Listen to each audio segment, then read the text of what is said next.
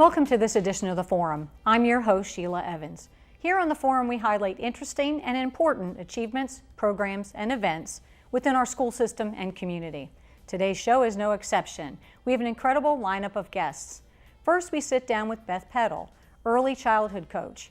Pre-K enrollment begins on February 1st, and she will give us all the details on how to get registered. After that, we're joined by Eimer Smith, Director of Child Nutrition. She stops by to tell us about National School Breakfast Week. There's a lot of fun things planned and delicious breakfast meals your kids won't want to miss. And finally, to wrap up the show, Jonathan Batts from Special Olympics. He will chat with us about this year's Polar Plunge, which will take place on February 23rd. It's another great edition of the Forum, so stick around. We'll get right back with our guests after this short break. Global 3000, a DW production. Little things can have a huge impact throughout the world.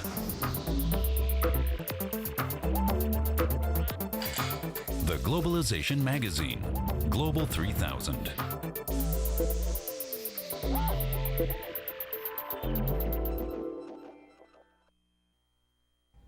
I'm joined by Beth Peddle. She's an instructional coach for pre-K for New Hanover County Schools, and she's here today to talk about pre-K registration. So Beth, first of all, can you tell us if Head Start and pre-K are the same thing? Yes, I'd love to answer that question. So Head Start and our pre-K program are the same thing. So It's all housed under New Hanover County Schools Early Childhood Education Program. That's our really long title that serves Head Start classrooms, NC pre-K classrooms, and our county funded classrooms at Mosley. Okay. Yes. So we have some little people at Mosley in addition to the older people? Yes, we have 3-year-olds there now. We have 3 classrooms, so 45 children, and those classrooms are funded through county commissioner money. Oh, very interesting. Yeah. I did not know that. I was at Mosley last year, but there weren't young people there. Yeah, they're all the way down at the hall on the right-hand side, so cool. You should go visit them. Very nice. Does every child that apply get to attend? Unfortunately, no. We are an eligibility program, so there's an application process, and that's basically a pretty lengthy application that parents fill out, and the children have to be 3 or 4 by the end of August. Okay. And then we also are looking at other factors, mainly income. Okay, so income is a big eligibility. Contingent, yes. Now, as someone is filling out that application, if they find it difficult, challenging, whatever, do you have resources to help them? Absolutely. We've got people stationed at Howell Pre-K, CRA at Mosley, Johnson Preschool, and then also the Spencer Building. We're here most days to answer any questions. So as long as they can get there, somebody could help them if they find it daunting. Absolutely. Very good. Can you speak about the eligibility requirements, or it's too specific? Basically what we're looking at is people to fall within the poverty guidelines of North Carolina or the federal poverty guidelines. Okay. And we did talk about what the age was. So if I were the parent of a child that age, that by the end of August will be 3 or 4, how do I start the application process? So the application is going to be online February 1st, and it's on the New Hanover County Schools website. If you just do a quick Google search of New Hanover County Preschool, it will pop up. But also you can pick up applications at any of those sites that I mentioned before, so our pre-K centers, and then also the Spencer Building where our office is. So if someone's a brand new parent, can they come and maybe even tour the facility? Do you know if that happens? Yes, I think that's going to be on a site basis, and you'll check in with the principal. Gotcha. Yeah. And one of the most difficult parts of it, the documentation. Yes. Give us some guidelines. So you are going to need quite a bit of paperwork, of course. Definitely for the child, you will need the birth certificate, immunizations. We're also looking for health insurance or Medicaid card if you have that. And then for the parent, we're going to need your income information for the previous year. So the easiest way to do that is if you've already filed your taxes or your W-2. If not, we're looking for the December paycheck so that we can see the year to date. Also going to need proof of residency, so a lease, property statement, tax statement, something like that. Gotcha. Now with that birth certificate, very specific, right? Yes, so that's going to be a certified copy. We'll make a copy for ourselves so we don't need the original. Yeah, right, you won't keep it. We won't keep it, but the parent definitely needs to have the original birth certificate. Okay, and does it have a raised seal still? You know, I've seen them sort of vary. Sometimes Okay. they do, and sometimes it's just the stamp. Gotcha, So. understood. And where do they drop off the completed application? The sites mentioned before, Okay. so any of the pre-K centers, Hal Pre-K, Johnson, or CRA at Mosley are taking applications, and then also our Spencer building. And they have to come in physically to turn the application in.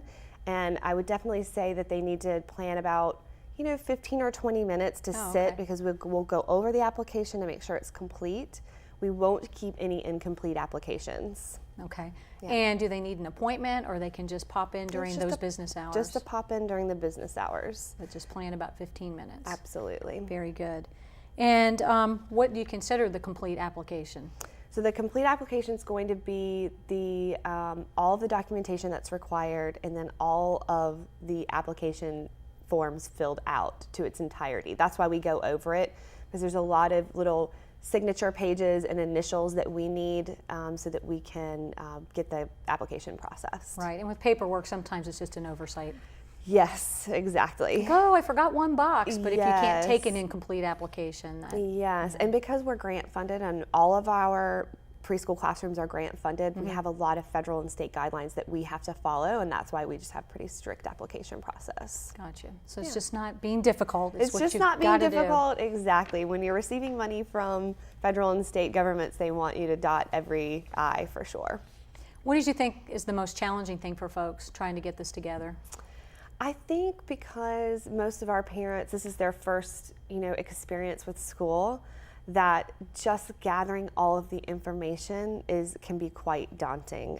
But we like to tell parents this is also sort of the same documentation that you need for kindergarten. They're still looking at, that you have to get a physical, you have to have all these proof of residencies. So we're just kind of getting them trained for what they're going to do in K-12 as well. So. Gotcha. Yeah. Now you talked about how we added 3 new classes at Mosley. Yes. So does that mean there's more spots for next year? Was it a couple of year grant or just 1 year, or can you talk about that a little bit? Yeah, so that's a 3-year grant with the Nice. county commissioners. So last year was our first year. We're in our second year, and then we'll definitely serve 3-year-olds again at that site. And then what we're doing is we're, of course, gathering a lot of data and information about how well the children are doing through their second grade year. So it's a 3 kind of longitudinal study, and just looking at the effects. So hopefully we can go back to the county and say, hey, look what we're doing, and we want to continue this program. Is there any interaction with the older students and the younger students? Like Yes. reading to them in class or any kind of mentoring? Yes, it's Cool. so beautiful over Nice. there. Mr. Pearson does a beautiful job. He's a good guy. Making all those connections. So they come down for reading buddies, and Cool. just to kind of be in the classroom as extra people too, just to play with the kids and hang out. So it's been great. What a great opportunity for both. Yeah, definitely. Well, great. Okay, Beth, so February 1st, and it runs all month long. Yes, and actually, not only that month, but Okay. we accept applications on a rolling basis throughout the year. Oh, okay. Yeah. Very good. All right, thanks so much for sharing that information. No I'll problem. return in just a few minutes, right after these messages.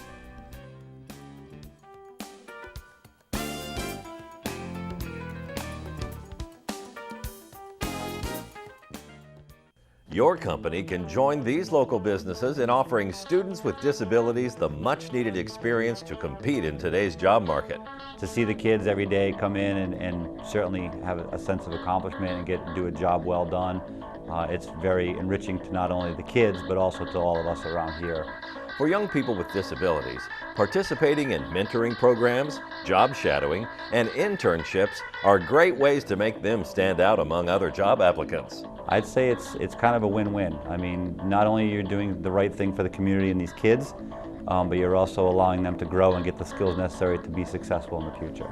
Internships serve as skill-building tools for students to obtain vital career development.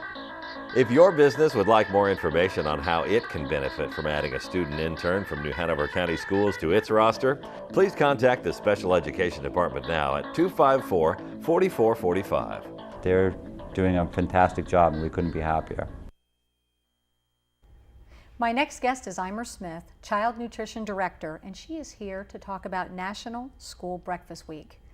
So Eimer, tell us what's going on with the week.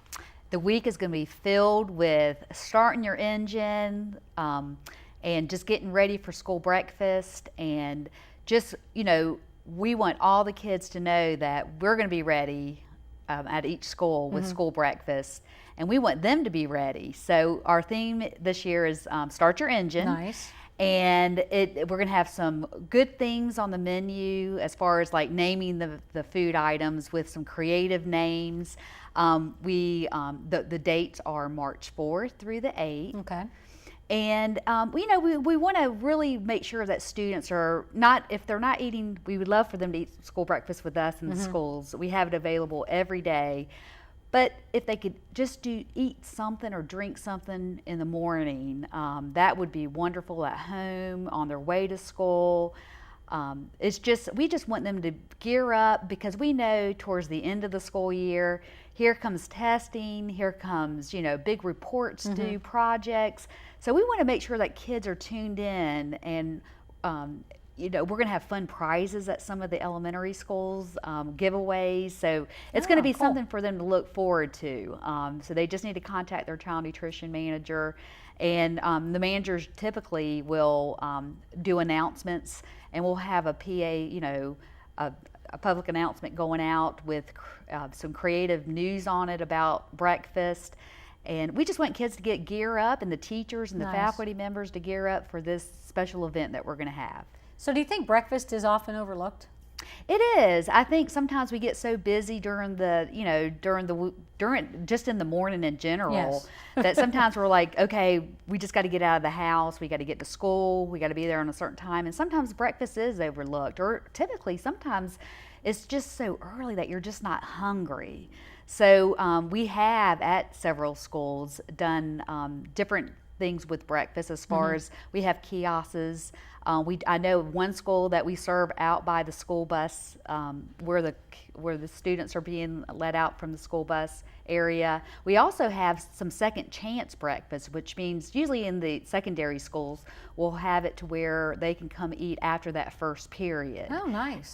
It all depends on the principal and the scheduling of the classes. So it does get kind of tricky, but we can make it happen. And we want to make sure kids are at least, they have something, whether they're drinking milk, juice, having something in their, during that time period. That's the expression hangry. That's right. Talk about that a little bit. That's right, because there's a lot of definitely research out there that proves that if you don't eat breakfast or something that you do, your body will start telling yourself, okay, something's not right here. I've already depleted, the calories that I had stored, and I need some refreshment. I need something new in my body. So your body does give you a lot of signals. So you do get that angry feeling, or your tongue, sometimes a lot of kids will go to the nurse and just say, gosh, my stomach hurts. But really, they're just hungry. They just need something to eat. They don't even realize it. We have found that, with school breakfast, or any type of breakfast, that, it does help with, trips to the nurse's office. It does help retain the kids to stay in school. It also helps, get this, test scores. Well, imagine, huh? And they have found, there's so much research out there that does prove that if children just take the time just to eat a little something, that their math scores improve, reading improves, concentration improves. The brain is a wonderful, organ, and it just, and your whole body, that you just need to keep it refreshed with new nutrients, and you'll feel so much better about yourself. You'll do better in school, and it will help the overall accomplishments of the school year. So, like you said, morning's a crazy time for a lot of folks. Parents are taking their little mug of coffee. If kids don't want to eat first thing, any suggestions on what they might want to do at that time? Yeah, I definitely always pack a snack with you, from home, whether it be just a piece of fresh fruit, crackers.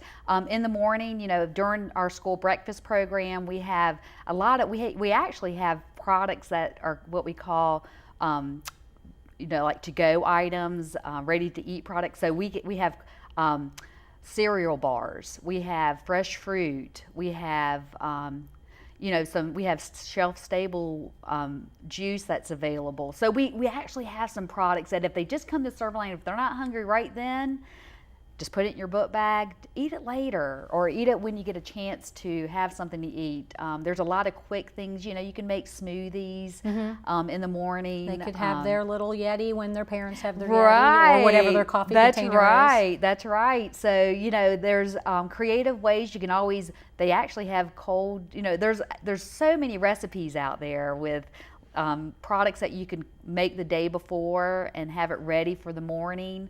That could just be easy, quick, ready to go on your way to school. Eat it while you go to school. But the most important message is just get something in.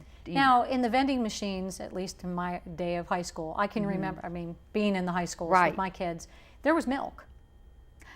Is there still milk in there? We don't have those vending machines available anymore, but we do have plenty of opportunity. But they could go through the cafeteria, and even if we they don't like just plain milk, there's the low-fat chocolate or something. Yes, we have you know, fat-free products, 1% products. We have yogurt. We have parfaits. There's even just a typical cheese stick, you know, available during breakfast time at several of our schools. Which is fast. They can carry it, and it's something. Right. So just have something. That's the message. Is just start your engines. Get ready. You can do this, and just start your day off right. Okay, great. And it's when? March 4th through the 8th. Okay, so folks should be looking for some fun stuff going on in their schools. Right, correct. Very good. Yep. Well, Eimer, thanks for coming in and You're filling us in on National School Breakfast Week. You're welcome. And we'll be back in a few minutes right after these messages.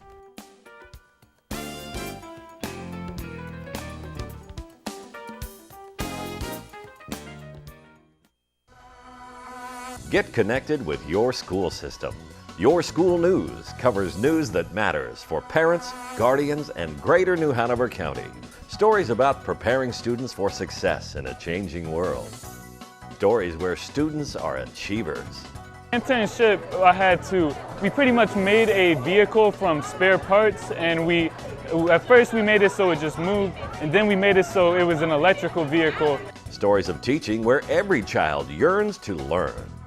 Today is all about STEAM. STEAM is kind of the key word to tying art into science, technology, engineering, and math. Your School News brings viewers more than 8 hours of school news and information, reporting on what's happening in the district, what students are learning, how the school system operates, and beyond. Your School News, only on this channel. I have two guests from Special Olympics joining me today. To my close left, I have Jonathan Batts, and to my far left, I have Natalie Robbins. And we're going to pick on Natalie first. Okay. Tell us what Special Olympics does. It basically, what it does, it gives athletes a thing about, it gets them fit, it gets them healthy, and they train year-round.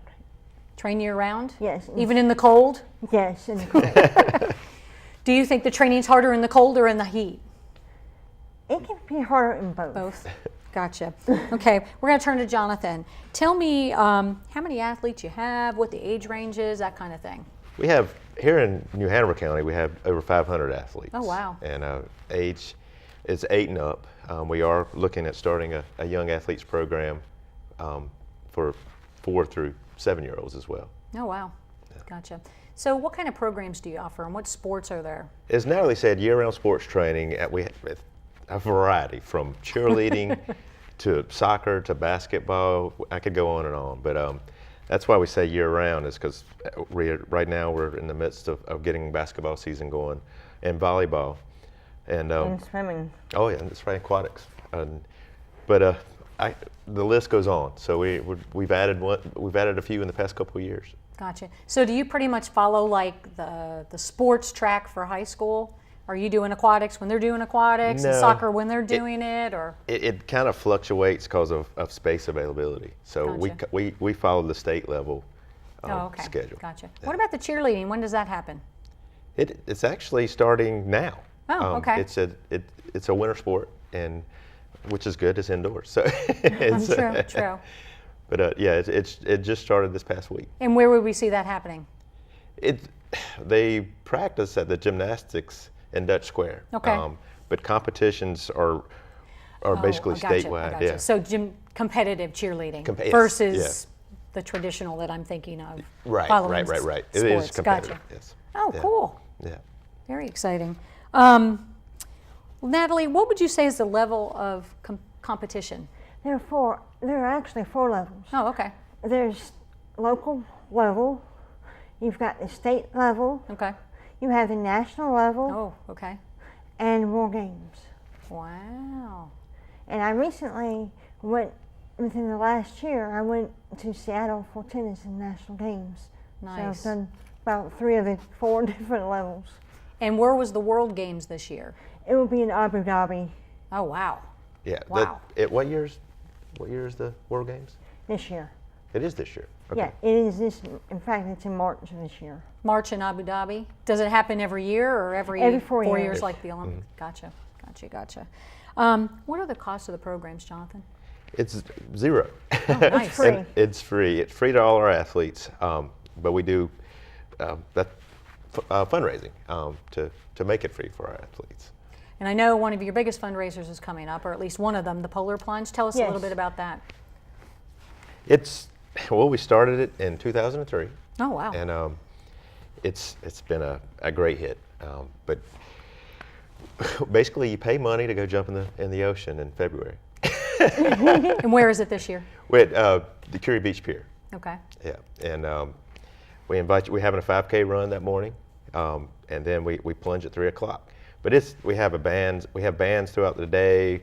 We have auction items. It's a full day of fun. What time does the day start? It starts at 10 o'clock. Okay. Well, the race actually the 5K starts at 8, and then the plunge activities start at 10. Okay. And then in between the 8 and 10, and then but in the meantime, people can see like silent auction stuff. And the bands and we just So all that face starts at painting like and, 8.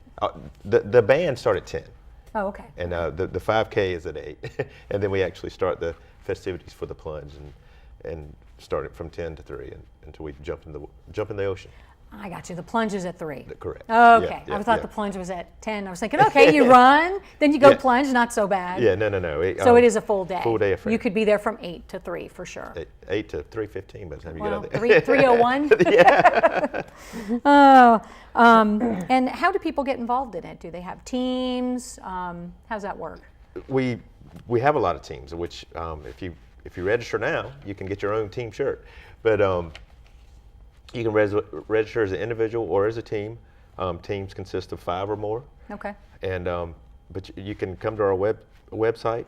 You can call 341-5876. But you know we're through the City of Wilmington office, and we need participants. So come on out.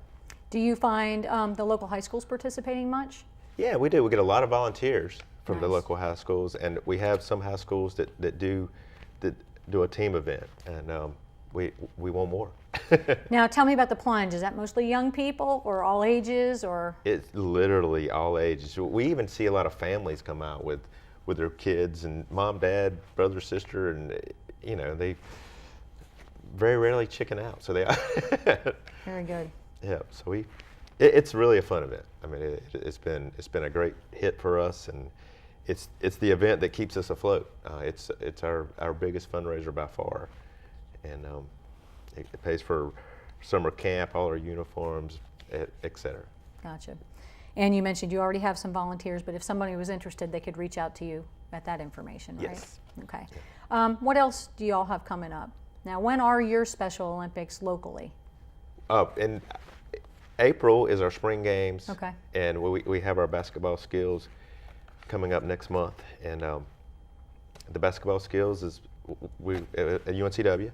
Okay, We nice. have 3-on-3 competition as well as skills, actually. Oh. Yeah. Okay. Yeah. And then the spring games are in April at UNCW? They're actually going to be at Ashley this year. Oh, nice. Yeah. Nice. Very Yeah, good. it just worked out better for transportation issues regarding parking and stuff. No, at that's Ashley. true. Yeah. Because sometimes walking at UNCW can be a hike, and you got to save your energy for the competition. Oh, yeah. Right? Yeah, that's true. Okay, great. So remind us again when it is, the Polar Plunge. Here it is, right here. February 23rd. February 23rd, and they can sign up by. You can register Online, we got our local Special Olympic. It's SpecialOlympicsNHC.com. Okay, easy enough. Great. Yeah. Well, Or Natalie, you can call 341-7253. very good. Natalie, thanks for coming in. Jonathan, thanks for coming in. Thanks for having us. And I hope it's a relatively warm day. Thanks for joining us. We'll be back in a few minutes right after these messages.